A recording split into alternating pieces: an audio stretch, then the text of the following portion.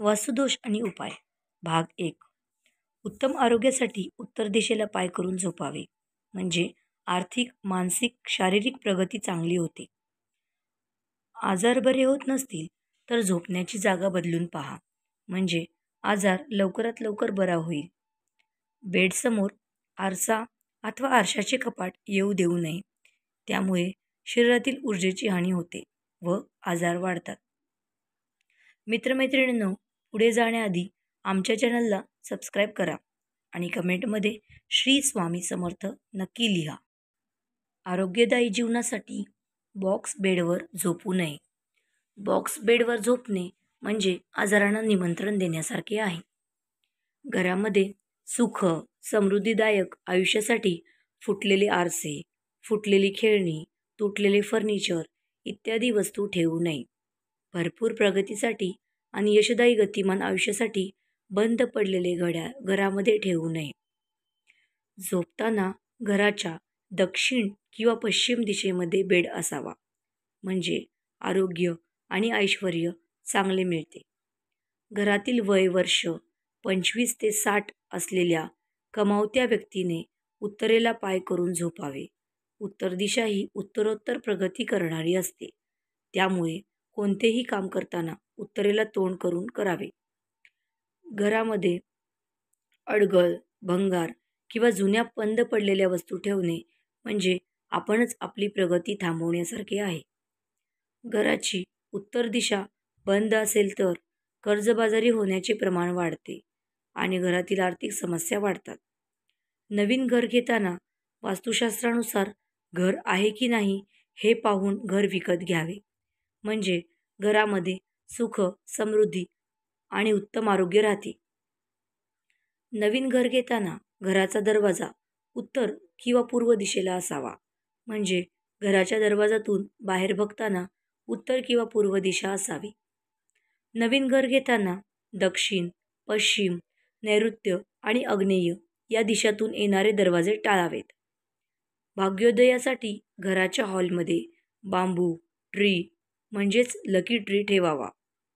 घरामध्ये नकारात्मक शक्ती प्रवेश करू नये आणि घरामध्ये शुभ ऊर्जा भक्कम राहावी यासाठी मुख्य दरवाजाला लाकडी उंबरा बसवणे महत्त्वाचे आहे. घराच्या मुख्य दरवाजावरती वाळलेली फुले, पाने, सुकलेली तोरणे काढून टाकावीत, म्हणजे घरामध्ये शुभ कार्य, शुभ ऊर्जा प्रवेश करण्यास कोणताही अडथळा निर्माण होत नाहीत. घरातील सर्व खोल्यांमधील घड्याळे ही उत्तर किंवा पूर्व भिंतीवर लावावीत, म्हणजे घड्याळाकडे बघताना आपले तोंड पूर्व व उत्तर या शुभ दिशांना होते. घरातील सर्व खोल्यामधील कॅलेंडर ही पूर्व किंवा उत्तर भिंतीवर लावावीत, म्हणजे कॅलेंडरकडे बघताना आपले तोंड शुभ दिशांना होते. कोणतेही काम करताना आपले तोंड उत्तर किंवा पूर्व दिशेला असावे, म्हणजे आपले काम वेळेत आणि विना अडथळे पार पडते. झोपताना कधीही दक्षिणेला पाय करून झोपू नये, त्यामुळे आजारपण वाढते आणि कर्जबाजारी होतो. घराच्या ईशान्य दिशेला वजन ठेवू नये. ईशान्य दिशा ही नेहमी हलकी आणि मोकळी ठेवावी, म्हणजेच घरामध्ये शांतता राहते. सुखसमृद्धीसाठी घराच्या मुख्य दरवाजासमोर बालाजीचा फोटो लावावा.